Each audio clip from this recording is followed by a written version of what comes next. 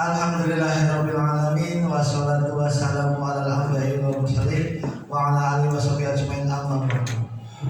Yang terhormat Bapak Kepala SMP Ihsaniyah Bapak Dr. Andes Muhammad Setiawan MM, yang saya hormati Bapak Ibu guru hebat dan karyawan SMP Ihsaniyah Kota Tegal. Pertama, marilah kita panjatkan puji syukur kepada Allah Subhanahu wa taala yang telah melimpahkan rahmat dan hidayahnya kepada kita semua, sehingga pada kesempatan di siang hari ini kita bisa berkumpul dalam rangka kegiatan diseminasi terkait dengan budaya positif ya, yang nantinya akan dilaksanakan di SMP Ihsaniyah Kota Tegal. Pertama, salam kita haturkan kepada junjungan baginda Nabi Agung Nabi Muhammad Shallallahu Alaihi Wasallam. Bapak Ibu yang saya hormati, mohon maaf sebelumnya, hari ini Bapak Kepala Sekolah lagi ada tamu ya, lagi mendampingi tamu untuk keluar. Insya Allah nanti dalam pelaksanaan di pertengahan perjalanannya nanti insya Allah Bapak Kepala Sekolah akan hadir ke sini. Bapak Ibu pendidik SMP Ihsaniyah Kota Tegal, mohon maaf sebelumnya, hari ini saya akan melaksanakan kegiatan terkait diseminasi.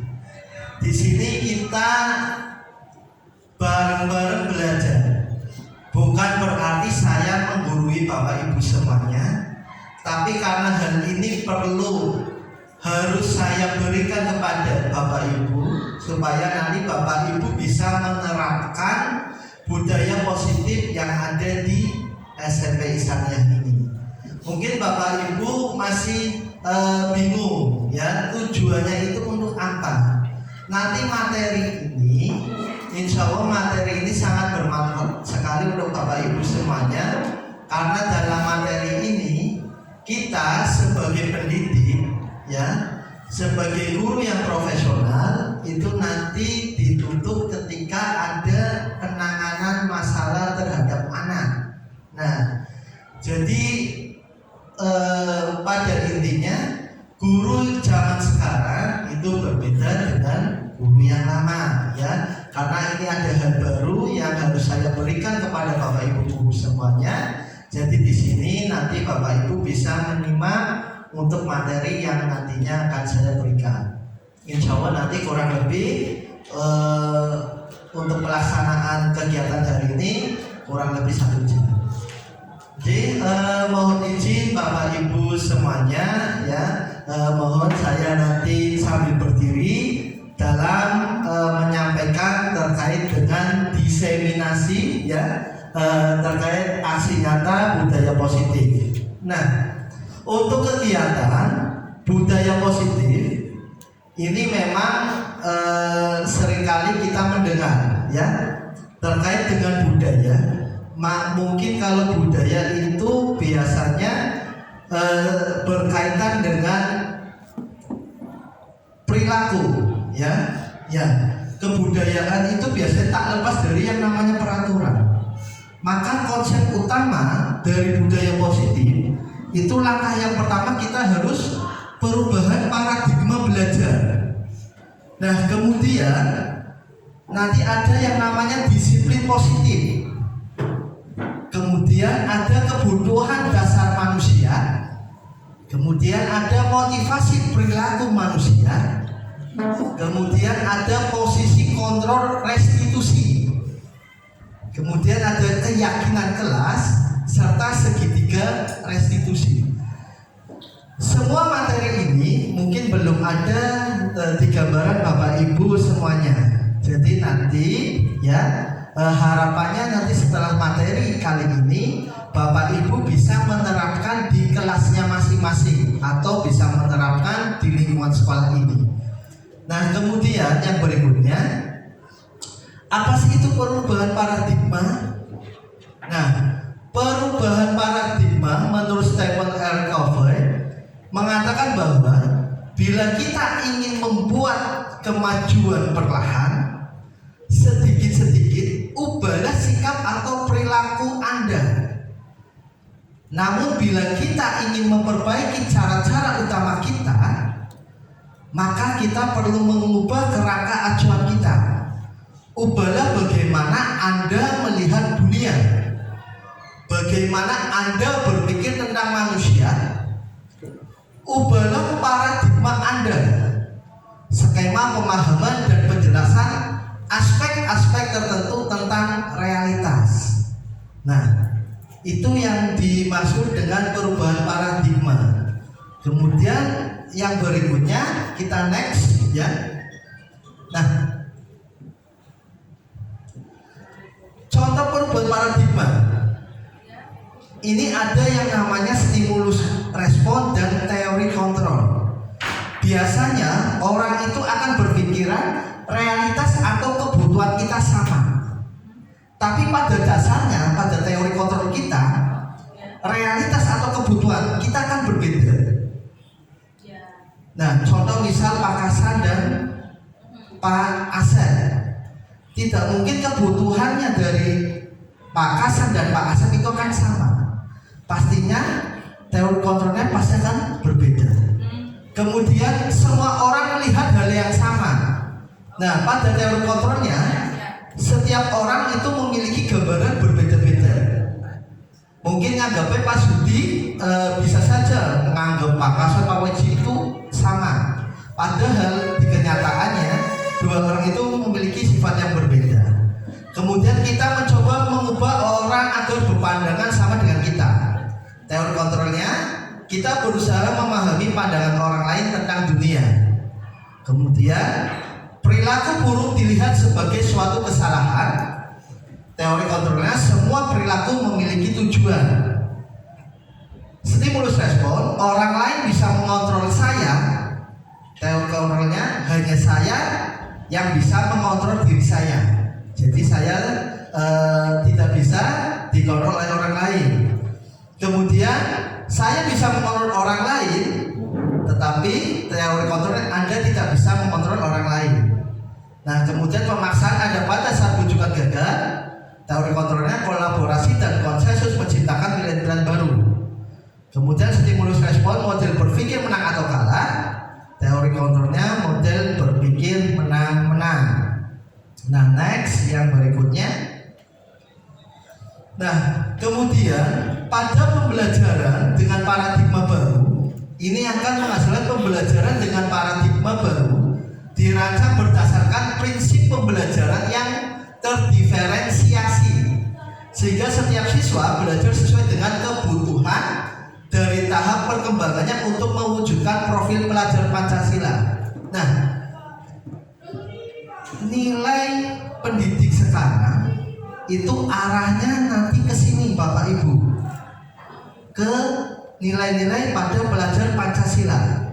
Mungkin Bapak Ibu sudah ada yang memahami ya nilai pelajar Pancasila. Ada berapa Bapak Ibu? Ada berapa? 6. Di mana yang pertama yaitu ya, beriman, bertakwa kepada Tuhan Yang Maha Esa dan berakhlak mulia.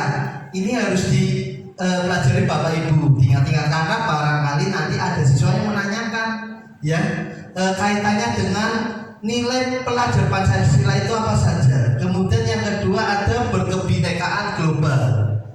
Kemudian ada bergotong royong, kreatif, bernalar kritis serta mandiri. Inilah nanti tantangan kita sebagai guru, sebagai seorang pendidik yang akan mengarahkan untuk anak-anaknya menjadi pelajar Pancasila. Makanya nanti di sini Bapak Ibu ya, mindset pemikiran untuk menjadi seorang pendidik itu nantinya Bapak Ibu akan dirubah menjadi nanti pembelajaran yang bisa nanti berpihak pada murid. Nah, next berikutnya, sekarang yang berikutnya terkait dengan materi disiplin positif. Bapak Ibu seringkali mendengar kata-kata disiplin. Ya, Bulut mungkin seringkali mendengar kata disiplin. Disiplin itu apa Bulut? Disiplin? Iya, mentaati peraturan. Ya, ada yang punya pendapat lain tentang disiplin? Nah, disiplin itu ya sering kali kita maknai dalam budaya kita itu sesuatu yang dilakukan seseorang pada orang lain untuk mendapat kepatuhan. Kita cenderung menghubungkan kata disiplin dengan ketidaknyamanan. Artinya ketika kita pengen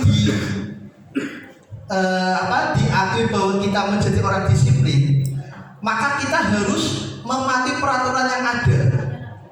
Nah, pada dasarnya disiplin itu tidak berkaitan dengan perilaku, ya. Nantinya disiplin itu akan Bapak Ibu bisa memaknai dari dalam diri sendiri, kesadaran yang muncul dari dalam sendiri terkait dengan pelaksanaan disiplin. Kemudian yang berikutnya, sebagai pendidik, tujuan kita adalah menciptakan anak-anak yang memiliki disiplin diri sehingga mereka bisa berperilaku dengan mengacu pada nilai-nilai kebajikan universal dan memiliki motivasi intrinsik, bukan ekstrinsik. Nah, motivasi intrinsik di sini artinya apa? Motivasi yang timbul dari dalam hati sendiri, dari diri sendiri. Contoh misal, ekstrinsik itu yang bagaimana Pak? Nah, ketika Bapak Ibu, misalnya Pak Rama pengen dianggap mempunyai nilai disiplin, pengen aja telat, pengen jangan ditembung sama kepala sekolah, ya berangkatnya kasih terus. Karena mindsetnya Pak Rama, saya pengen supaya saya nggak dimarahin kepala sekolah. Jadi saya berangkat pagi, ya itu karena ada suatu hal. Nah, itu merupakan motivasi intrinsik, ya karena motivasi timbulnya dari orang lain, ya karena mungkin takut dengan kepala sekolah nanti saya ditegur ketika terlambat, ya. Nah, kemudian motivasi intrinsik yang bagaimana? Motivasi intrinsik ini yang timbul atas kesadaran diri sendiri. Artinya, ketika Bapak Ibu berangkat ke sekolah, ya dengan tepat waktu, oh itu karena profesi saya. Jadi bagaimana saya harus datang tepat waktu supaya saya bisa menjadi tauladan untuk anak-anak saya, ya, untuk teman, untuk orang lain, ya, untuk Bapak Ibu guru semuanya. Jadi jangan istilahnya kita patuh dengan peraturan, tapi muncul dari dalam diri sendiri. Karena saya sebagai seorang guru, paling tidak saya harus memberikan tauladan yang baik untuk anak-anak saya. Saya harus berangkat tidak pernah terlambat, ya, karena sebagai contoh dari seorang guru. Nah, kemudian yang berikutnya, disiplin positif merupakan salah satu cara penerapan disiplin yang bertujuan untuk menumbuhkan kesadaran serta memperdayakan anak untuk melakukan sesuatu tanpa sokokan, ancaman maupun hukuman. Nah, dalam hal ini disiplin positif ini, ya, nanti diterapkan anak itu ketika misal anak tidak mengerjakan PR. Biasanya Bapak Ibu guru ngapain? Nah, mengancam, ya kan? Kamu kalau nggak mengerjakan PR, nanti tak kasih nilai 50. Ya, kamu kalau nggak mengerjakan PR, ya silakan nanti lari keliling lapangan sebanyak 3 kali. Kamu nggak mengerjakan tugas dari Pak Guru atau Bu Guru, kamu nggak bakalan nilainya tak tuntaskan. Itu sebuah ancaman apa bukan Bapak Ibu? Ancaman untuk peserta didik, ya. Makanya untuk kesadaran seperti itu dalam pendidikan sekarang itu tidak diperkenankan. Bapak Ibu tidak boleh mengancam atau menghukum anak, ya. Ketika anak nggak mengerjakan PR, kemudian anak terlambat, ini sikapnya harus bagaimana? Nanti kita akan mempelajari hal semacam itu di materi berikutnya.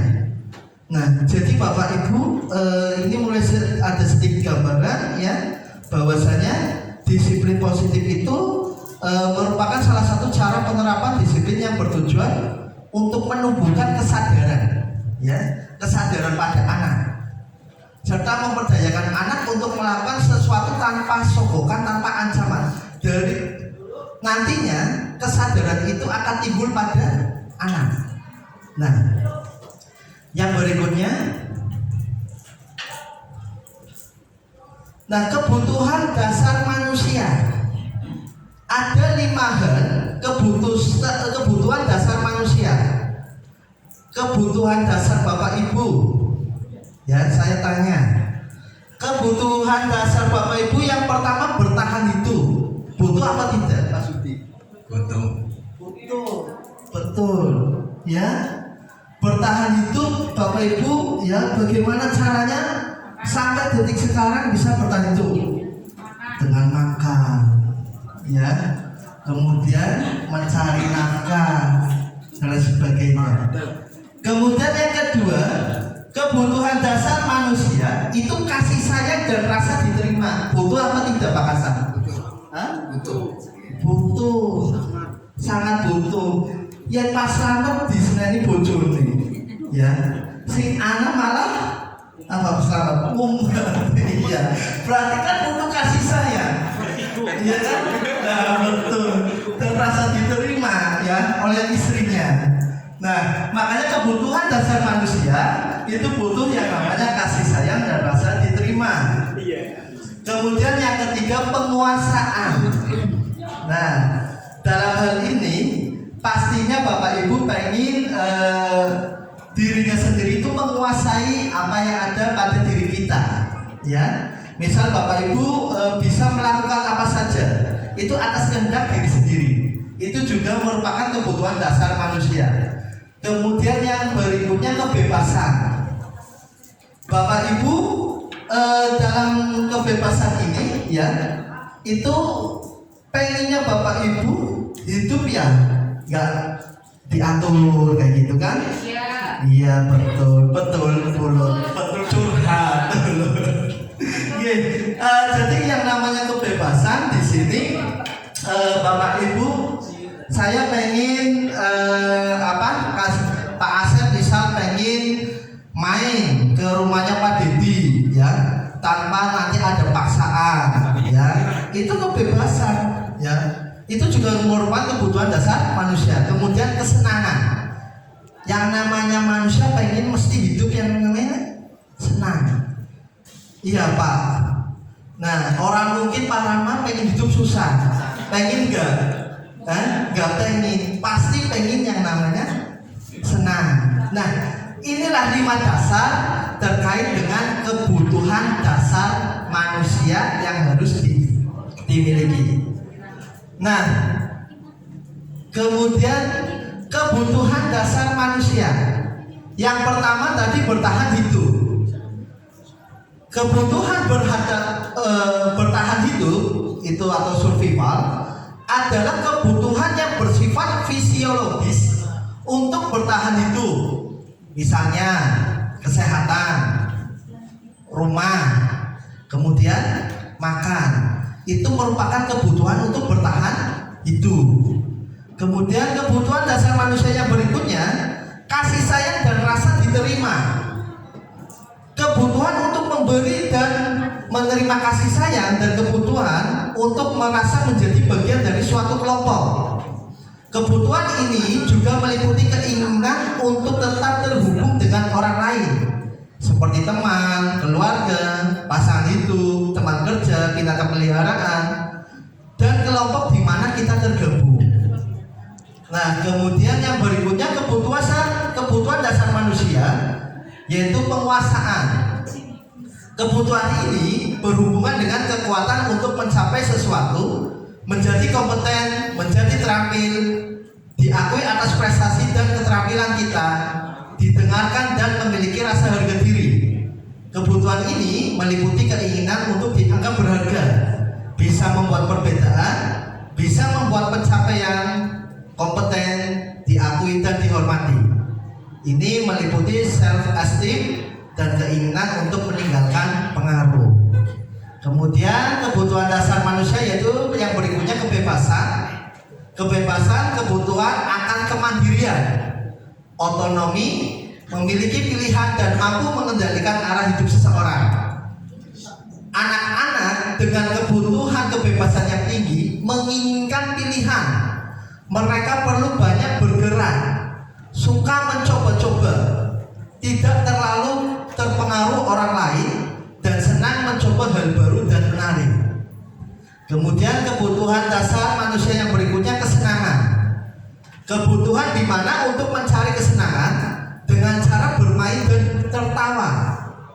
Bayangkan hidup tanpa kenikmatan apapun, betapa menyedihkan. Ya.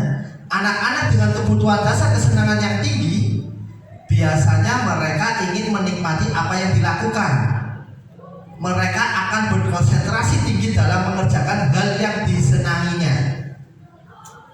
Bayangkan saja ketika anak-anak kita disuruh belajar di SMP Isania, kemudian mereka tertekan, apa yang terjadi?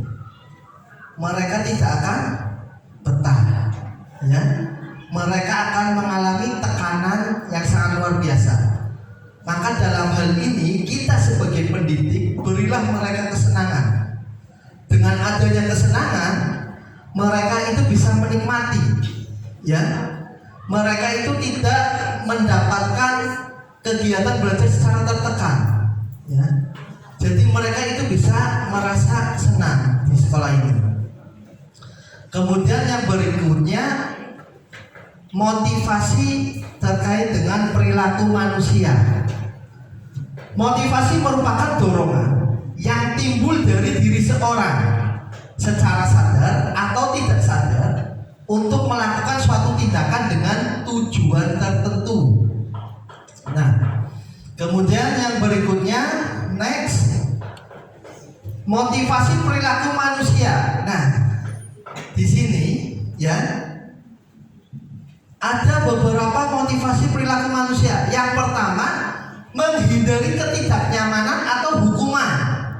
Ini motivasi biasanya murid melakukan disiplin diri karena dia takut dihukum. Ini merupakan motivasi intrinsik. Ada yang bisa mencontohkan, Bapak Ibu?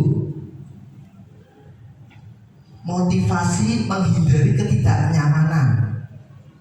Sebagai contoh misal, ya, siswa itu dikasih PR, kemudian dia itu mengerjakan karena terpaksa. Nek saya nggak mengerjakan PR Bu Dinda, saya disuruh keliling lapangan 3 kali. Nah, akhirnya mindsetnya anak itu timbul bukan kesadaran sendiri, tapi timbul karena seseorang. Ya, nanti kalau saya nggak mengerjakan, nanti bisa saja saya dimarahin sama Bu Dinda.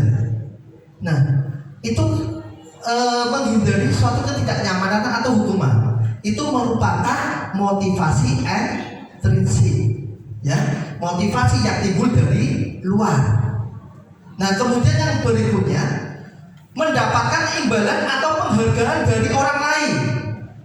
Murid melakukan disiplin diri karena dia ingin mendapatkan suatu penghargaan. Ini merupakan juga motivasi intrinsik. Sebagai contoh misal, ya, si santrinya Musiko misal disuruh hafalan. Nanti kalau kamu bisa sampai dengan 2 juz, nanti Musiko akan kasih hadiah. Nah, anak bersemangat enggak? Bersemangat. Tapi nanti ketika sudah mencapai hafalan 2 juz, dia itu akan berhenti. Karena harga itu sudah dicapai. Sesuatu itu sudah dicapai. Saya sudah 2 juz, sudah dapat hadiah, ya kan? Nanti untuk kelanjutannya dia itu nggak melanjutkan. Langkah hadiah ya. Jadi saya patokannya hadiah itu atau penghargaan. Itu juga merupakan motivasi intrinsik. Nah, kemudian yang motivasi perilaku manusia yang berikutnya yaitu menghargai nilai-nilai kebajikan diri sendiri. Murid melakukan disiplin diri karena dia sadar akan nilai kebajikan dirinya. Ini merupakan motivasi intrinsik, ya. Murid berangkat ke sekolah, ya, karena di pagi hari tidak pernah terlambat. Saya ingin menjadi pelajar yang baik, maka saya harus berangkat kasih, tidak pernah terlambat. Nah, itu merupakan timbul dari dalam diri sendiri. Jadi bisa diambil kesimpulan Bapak Ibu, yang sekiranya baik dari motivasi itu, motivasi yang mana berarti Bapak Ibu? Motivasi? Iya, motivasi intrinsik, ya, motivasi yang timbul dari dalam diri kita sendiri. Nah, kemudian yang berikutnya, next. Nah, konsep disiplin dengan identitas gagal. Nah, konsep disiplin dengan identitas gagal itu yang pertama ada hukuman. Ketika Bapak Ibu menghukum anak itu akan bagaimana? Yang pertama pasti menyakitkan, ya kan? Anak itu akan dendam kepada gurunya, sakit ketika anak itu dihukum. Kemudian anak itu tidak nyaman. Nah, ketika misal Pak Labib ngajar bahasa Indonesia, kemudian Pak Labib menghukum anak tersebut, keesokan harinya pasti anak tersebut tidak nyaman. Ya, nah saya nggak mau ikut pelajaran Pak Labib karena orangnya sukanya marah-marah dan selalu menghukum saya. Itu mesti tidak nyaman seperti itu. Ya, kemudian murid menjadi takut. Nah, ketemu Pak Sudi galaknya teman, murid jadi takut. Oh, ketemu Pak Sudi gani. Nah, kemudian yang berikutnya memaksa. Nah, kemudian yang berikutnya murid menyembunyikan kesalahan. Jadi sekiranya ketika murid melakukan kesalahan, nanti saya kalau jujur nanti malah saya dihukum, ya kan? Padahal saya pengen melakukan kejujuran, tapi ketika saya jujur nanti malah saya dihukum. Akhirnya dia itu, murid itu menyembunyikan kesalahannya. Nah, kemudian hukuman ini murid menjadi rendah diri atau minder, Bapak Ibu. Nah, kemudian yang berikutnya konsep disiplin dengan identitas gagal, penghargaan. Ya, ini penghargaan itu tidak efektif, Bapak Ibu. Tidak efektif. Karena apa? Karena ketika penghargaan itu diberikan, itu nggak ada pengaruhnya. Yang pengaruh ya 1-2 orang saja, yang lainnya nggak ada. Kemudian penghargaan itu bisa merusak hubungan, memunculkan sifat iri. Ya, contoh, yang ranking 1, ranking 2, nek si ranking 10, anak iri. Belum lagi nanti orang tua. Orang tua pastinya akan muncul ketidaknyamanan, rasa ketidaknyamanan. Biasanya yang namanya orang tua cerita, anaknya jenengan ranking pira Pak, anaknya jenengan ranking. Ketika anaknya nggak punya ranking, pasti minder orang tuanya. Nah, makanya ini yang penghargaan yang menurut Bapak Ibu tadinya bagus, ini merupakan disiplin positif dengan identitas gagal. Jadi itu nggak baik, Bapak Ibu. Kemudian mematikan kreativitas. Tadi contoh misal kayak tadi yang sudah tak sampaikan, ketika Usiko memberikan hadiah, sudah selesai 2 juz. Nah, tapi nanti setelah dia mau melanjutkan 3 juz, 4 juz, dia itu nggak ada kreativitasnya. Lah, kalau saya sudah dapat hadiah dari Usiko, artinya itu akan mematikan sebuah kreativitas anak. Anak itu tidak akan mau berkembang lagi. Ketika apa yang sudah kita dapat sudah dicapai dan sudah mendapat hasilnya, sudah selesai. Kemudian penghargaan itu juga menghukum dengan sistem perankingan. Tadi sama berkaitan dengan merusak hubungan. Nah, konsekuensi adanya penguatan jangka pendek, ya. Penguatan jangka pendek di sini artinya penyemangat, ya. Pendidik memberikan penyemangat untuk anak didiknya supaya yang tadinya tidak baik dikuatkan menjadi lebih baik. Kemudian perlu monitoring berkelanjutan. Jadi sekiranya ada anak yang sekiranya rankingnya masih jauh, nanti bisa diadakan monitoring berkelanjutan. Kemudian stimulus respon. Kemudian yang berikutnya murid menghormati peraturan. Kemudian yang berikutnya ada restitusi, di mana restitusi itu merupakan konsep disiplin positif dengan identitas sukses. Murid bertanggung jawab atas perilakunya. Kemudian fokus pada pemecahan masalah jangka panjang. Murid menghargai dirinya dan orang lain, serta murid bersemangat memperbaiki kesalahannya. Nah, kemudian yang berikutnya konsep disiplin pendekatan restitusi. Restitusi adalah proses menciptakan kondisi bagi murid untuk memperbaiki kesalahan mereka sehingga mereka bisa kembali kepada kelompok mereka dengan karakter yang lebih kuat. Ciri-ciri restitusi bukan menebus kesalahan, namun belajar dari kesalahan. Yang kedua, memperbaiki hubungan. Yang ketiga, tawaran bukan paksaan. Yang keempat, fokus pada karakter bukan tindakan. Yang kelima, menguatkan dan fokus pada solusi. Nah, ini restitusi. Kemudian yang berikutnya, apa sih perbedaan tentang hukuman, konsekuensi dan restitusi? Contoh misal, ini saya punya kasus. Siswa sering tidak mengerjakan PR atau tugas.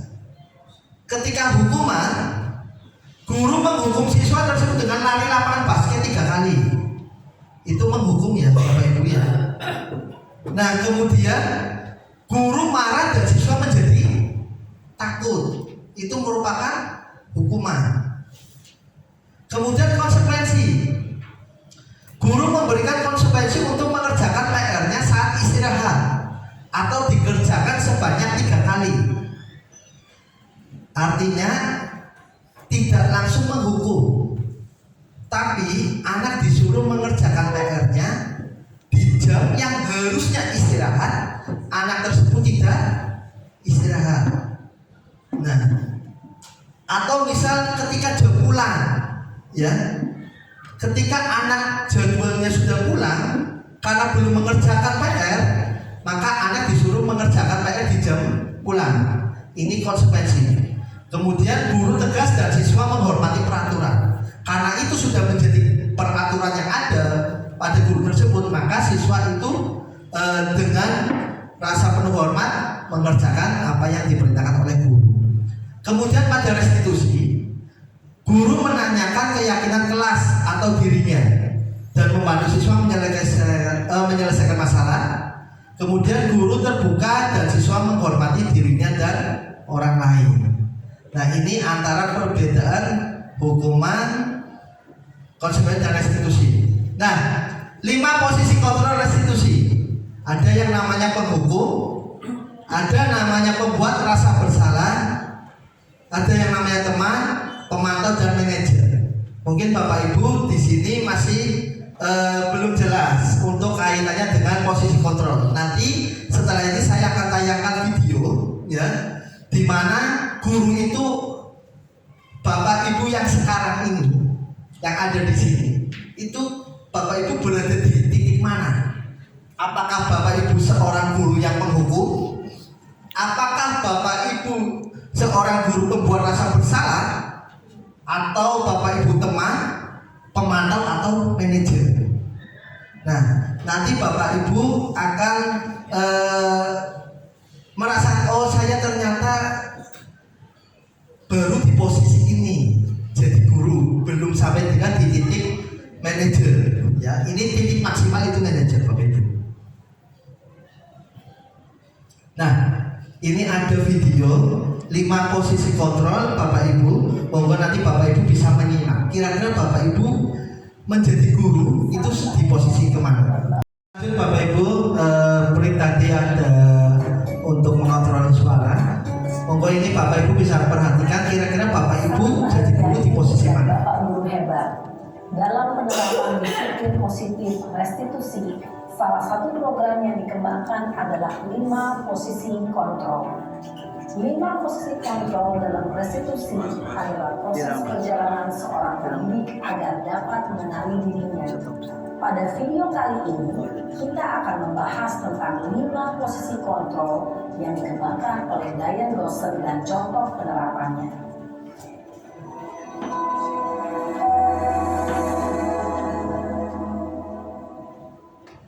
Lima posisi kontrol itu adalah 1. Posisi penghukum. 2. Posisi pembuat merasa bersalah.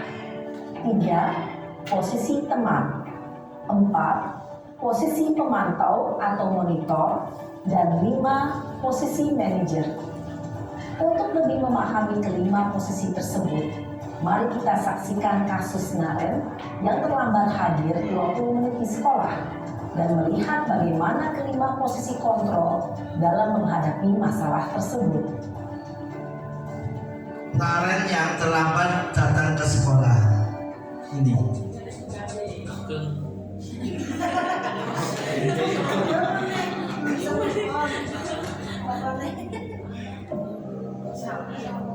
Naren, sini kamu. Selalu terlambat. Kamu deh, pasti terlambat. Saya Apa? Apa coba? Alasan kamu apa lagi? Kapan sih kamu tidak terlambat? Malas sekali ya kamu jadi anak. saya Dasar pemalas. Gak kapok-kapok sih kamu. Sudah berapa kali terlambat? Sana, kamu keliling lapangan basket 2 kali. basket Bu. Kenapa? Kamu lawan ibu. Berani-beraninya jawab. Sudah terlambat, masih berani jawab pula. Sekarang, keliling lapangan basket 5 kali sekalian. Biar. Posisi manajer adalah posisi kontrol yang disarankan untuk membimbing murid memiliki sikap disiplin yang positif, yaitu murid yang mandiri, bertanggung jawab, dan dapat memecahkan masalah. Tujuan dari posisi ini adalah agar murid dapat berefleksi atas tindakannya. Guru akan dengan tulus memberikan pertanyaan-pertanyaan bermakna, sehingga membuat murid dapat belajar dari kesalahannya dan mencari sebuah solusi untuk menyelesaikannya. Ibu dan Bapak Guru hebat, setelah mengamati adegan kelima posisi kontrol tadi, kira-kira posisi mana yang paling ideal? Posisi mana yang dapat menunjang motivasi intrinsik murid? Ya, tentu posisi manajer. Posisi ini memang posisi ideal yang ingin dituju setiap pendidik. Pada posisi inilah, guru dapat menerapkan disiplin positif yang berpihak pada murid, yang memerdekakan murid. Perjalanan seorang pendidik tentunya tidak mudah untuk sampai pada posisi seorang manajer. Namun, tujuan kita pasti, yaitu menciptakan murid-murid yang mandiri, merdeka, dan bertanggung jawab. Semoga penggambaran 5 posisi kontrol yang telah diperlihatkan ini dapat menjadi ajang refleksi bagi kita semua, agar dapat terus mengasah dan menerapkan disiplin positif yang memerdekakan murid. Mari terus berlatih dan bersemangat. Selamat menerapkan. Salam dan bahagia Ibu dan Bapak Guru hebat.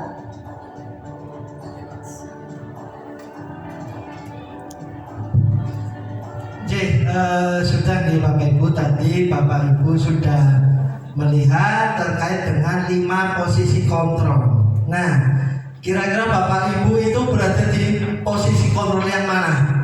Pak Slamet di mana Pak Slamet? Manajer, luar biasa. Tepuk tangan untuk Pak Slamet. Ya, memang sudah berada di posisi manajer, memang kita susah nih Bapak Ibu. Tapi kita sebagai pendidik ya, kita harus mencoba untuk mengarah kepada posisi manajer. Karena tujuan pendidikan utama nantinya yang namanya peserta didik harus pembelajarannya berpihak pada murid dan memerdekakan peserta didiknya. Nah, kemudian yang berikutnya terkait dengan tadi disiplin positif. Nah, disiplin positif ini juga nanti ada berkaitan dengan keyakinan kelas. Nah, keyakinan. Mengapa keyakinan kelas? Mengapa tidak peraturan kelas saja? Nah, Bapak Ibu sering mendengar kaitan dengan peraturan. Ya, di dalam kelas biasanya seringnya peraturan. Nah, peraturan itu sifatnya apa berarti? Terikat, dibuat oleh sistem, iya kan?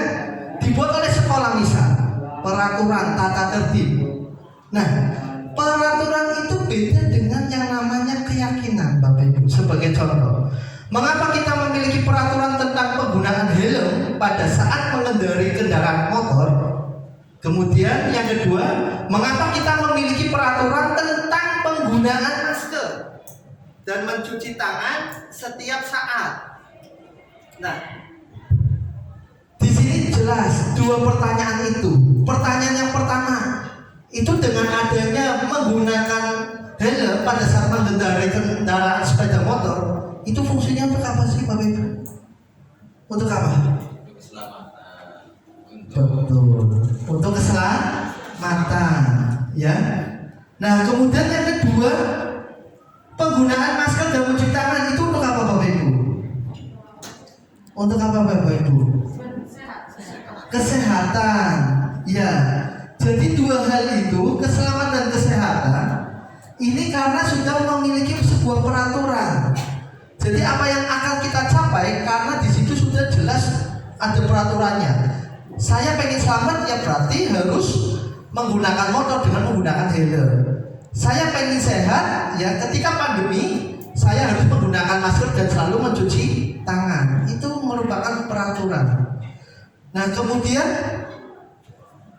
keyakinan. Bagaimana sih untuk membentuk suatu keyakinan di kelas?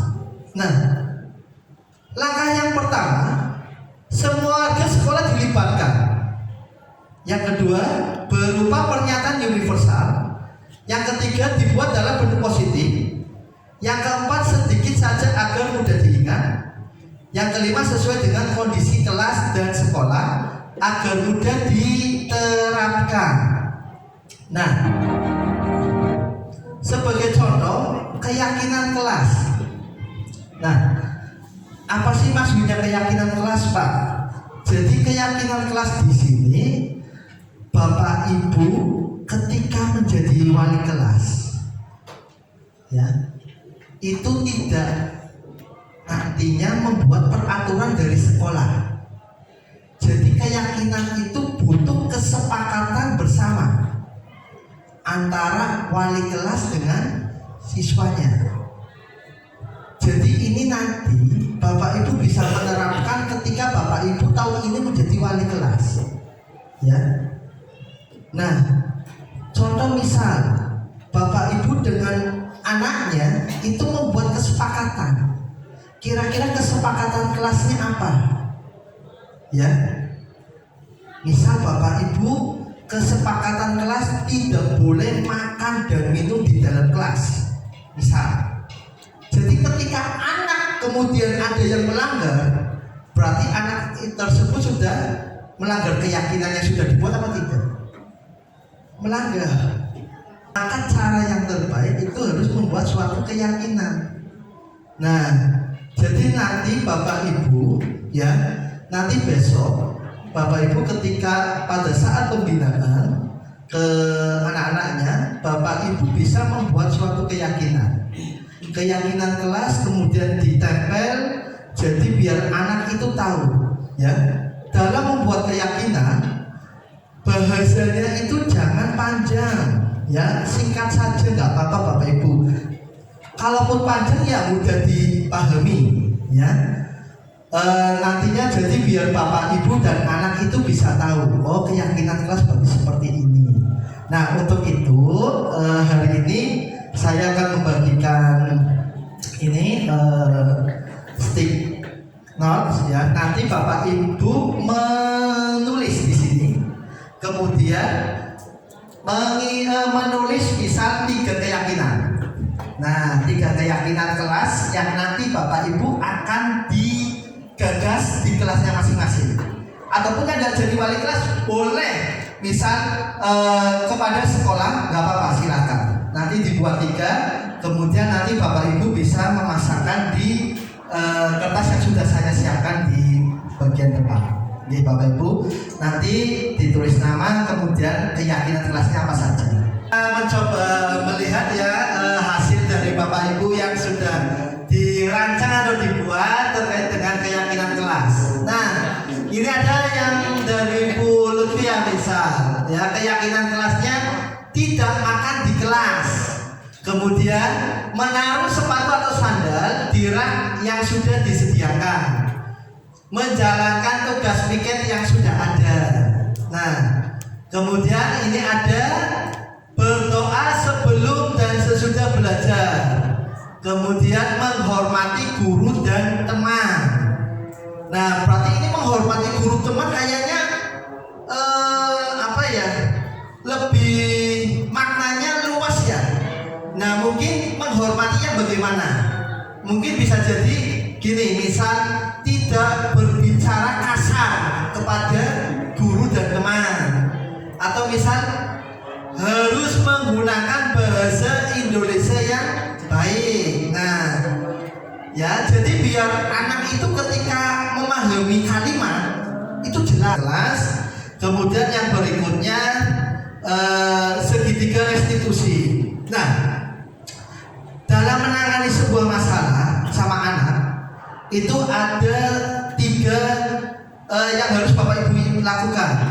Yang pertama yaitu menstabilkan identitas, kemudian validasi tindakan yang salah, kemudian menanyakan keyakinan. Itu 3 yang ada di prinsip segitiga restitusi. Nah sebagai contoh misal menstabilkan identitas, kamu tentunya punya alasan mengapa melakukan itu. Kemudian keyakinan kelas apa yang telah kita sepakati itu merupakan menstabilkan identitas. Jadi ketika ada anak yang bermasalah, bapak ibu tidak harus langsung menghukum. Bisa dijawab dengan anak dipanggil, kemudian anak nanti disampaikan keyakinan kelas apa yang telah kita sepakati. Bisa kamu bisa melanggar. Nah kemudian kalau sudah seperti itu, nanti divalidasi tindakan yang salah. Adakah cara yang lebih efektif untuk mendapatkan apa yang kamu butuhkan? Kira-kira yang kamu butuhkan itu apa? Kemudian atau bisa kamu ingin menjadi orang seperti apa? Diajak ngobrol, diajak bicara bapak ibu. Jadi ketika ada anak salah, itu jangan langsung dilarikannya ke BK. Wali kelas harus menyelesaikan terlebih dahulu permasalahan tersebut, ya, diajak ngomong. Jangan ada suatu masalah, marinya Bu Krisma, marinya Bu Lela, diajak ngomong. Nah, kemudian langkah yang berikutnya yaitu menanyakan keyakinan. Menanyakan keyakinan, yang namanya orang pasti pernah berbuat salah, ya. Keyakinannya anak diyakinkan, ya. Jadi ketika anak salah itu tidak langsung kita hukum. Jadi dikasih pengertian, yang namanya manusia pasti pernah berbuat salah. Kemudian kamu bukan satu-satunya yang pernah melakukan ini, ya. Misal anak itu berkelahi, ya. Nah, jangan langsung kemudian anaknya rewel dan jangan, tapi ditanyakan, ya. Yang namanya manusia pasti pernah berbuat salah. Kemudian kamu bukan satu-satunya, ya, yang pernah melakukan hal seperti ini. Nah, ini segitiga restitusi. Terima kasih. Pakai.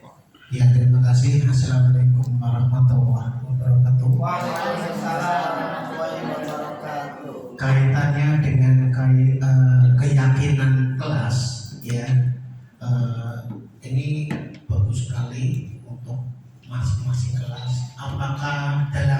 pembuatan keyakinan kelas dari kesepakatan kelas tersebut harus berpedoman pada peraturan sekolah. Karena kalau tidak ada yang ya jelas itu karena tadi namanya keyakinan kelas itu berbeda-beda ya, tapi harus ada batas-batas tertentu ya.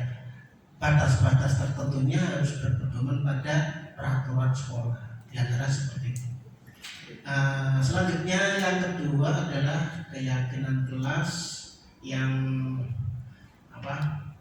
yang disepakati kelas. Misalkan ada siswa lain yang masuk ke kelas melanggar kelas tersebut, terus apakah itu harus disanksi oleh kelas tersebut?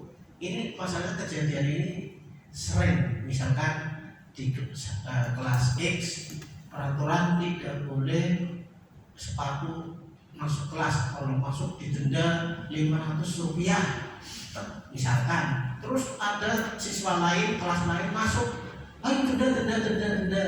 Nah itu, padahal kelas lain kan tidak tahu bagaimana kalau seperti itu. Terima kasih. Wassalamualaikum warahmatullahi wabarakatuh. Waalaikumsalam warahmatullahi wabarakatuh. Monggo barangkali ada yang lainnya. Ya, Bu Atin, monggo batin. Bismillahirrahmanirrahim. Assalamualaikum warahmatullahi wabarakatuh. Waalaikumsalam warahmatullahi wabarakatuh. Ini ada kaitannya dengan tugas sekolah yang barangkali masih ada korelasinya.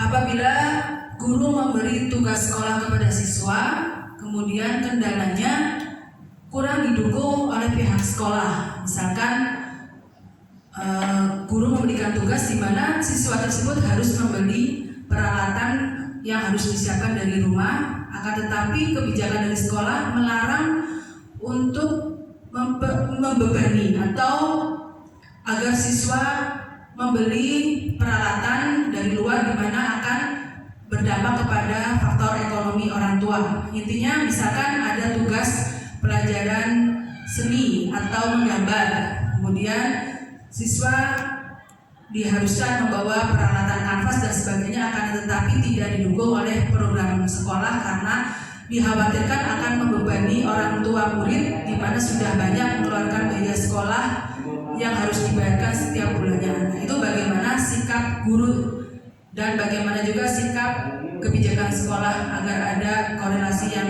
berkesinambungan. Demikian. Assalamualaikum warahmatullahi wabarakatuh. Dua dulu ya, nanti saya tanggapi, nanti barangkali ada pertanyaan dari Bapak Ibu yang lain. Pertanyaan yang pertama tadi terkait dengan dari Pak Slamet, keyakinan kelas. Nah, apakah dalam membuat keyakinan kelas itu harus berpedoman dengan peraturan sekolah? Nah, jadi perlu diketahui Bapak Ibu ya, Bapak Ibu hari ini telah mendapatkan materi terkait dengan keyakinan. Biasanya kalau peraturan itu sifatnya secara umum ya, bukan sifatnya karena keterikatan apa antara guru dengan siswa tersebut. Maka kalau misal Bapak Ibu kemudian membuat keyakinan kelas, boleh Bapak Ibu memperhatikan dengan rambu-rambu yang ada ya. Nah, adapun misal di luar di luar konteks, contoh misal kayak tadi dilarang kentut misalnya ya, itu apakah boleh? Kalau memang itu sebuah keyakinan, kesepakatan bersama antara wali kelas dan siswa, itu boleh, silakan. Nah,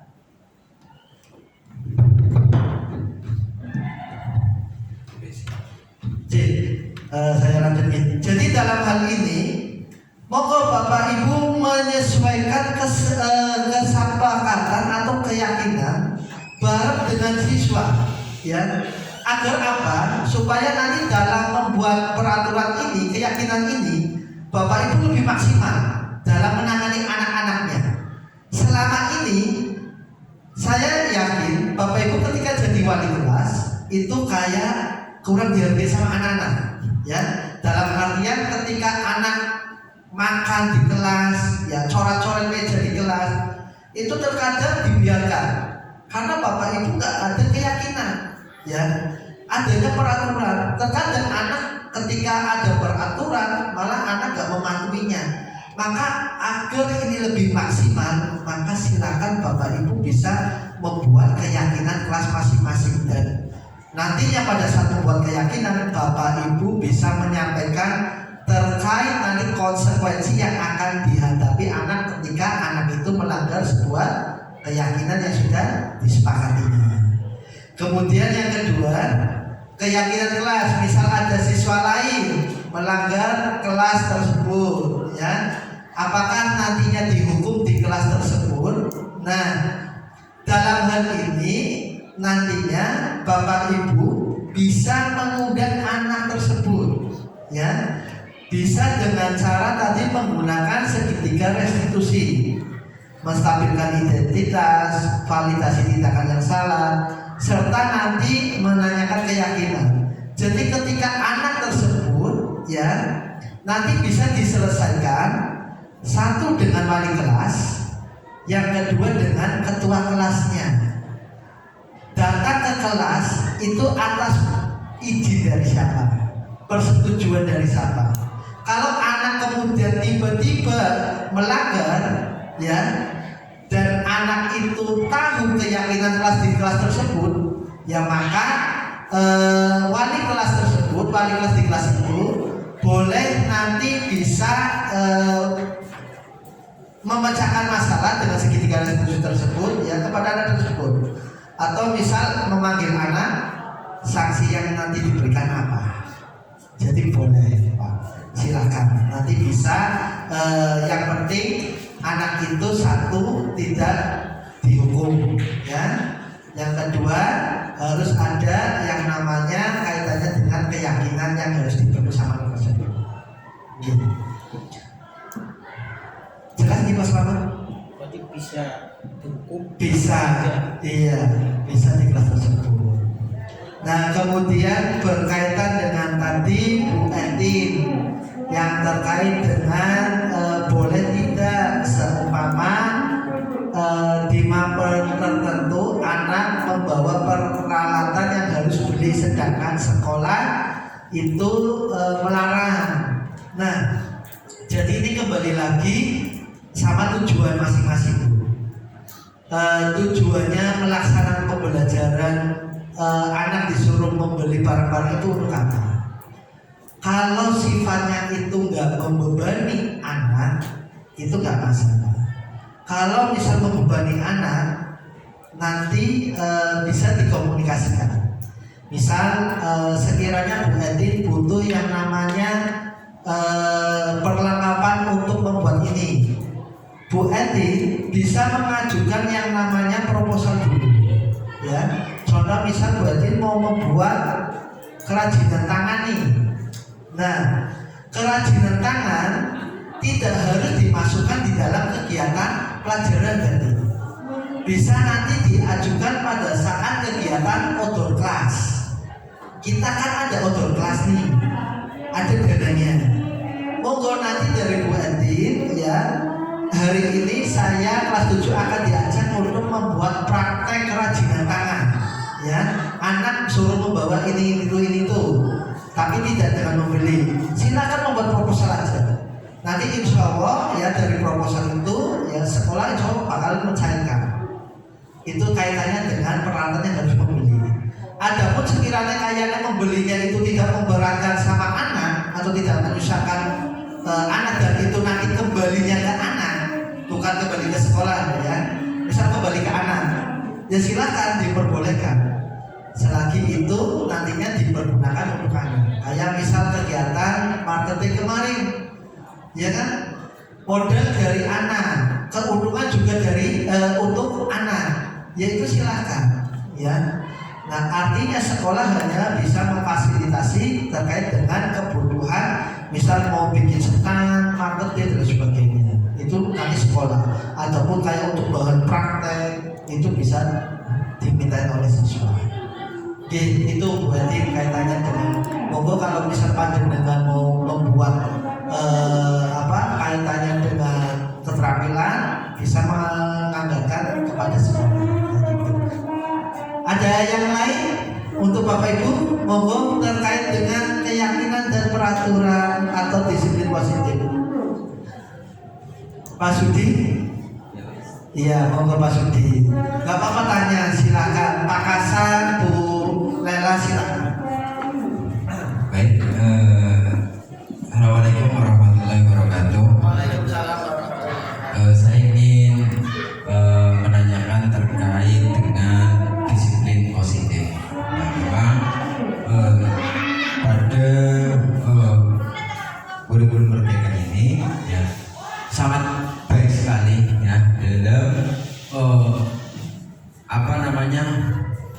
diri seorang siswa ya, tidak memberatkan, tidak tidak membebani ya, tidak membuat siswa stres dan yang lainnya. Akan tetapi seperti pada yang awal tadi Pak Pras mengatakan diri seseorang itu memang berbeda-beda ya.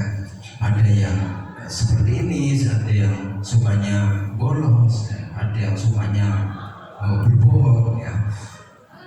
Yang saya tanyakan, apakah memang murni benar-benar hukuman itu sekecil apapun ya itu tidak boleh diterapkan dalam pendidikan di era kurikulum merdeka ini?